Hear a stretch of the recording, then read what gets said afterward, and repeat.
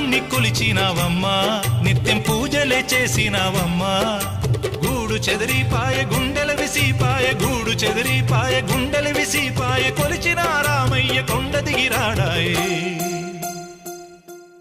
వందనాలమ్మా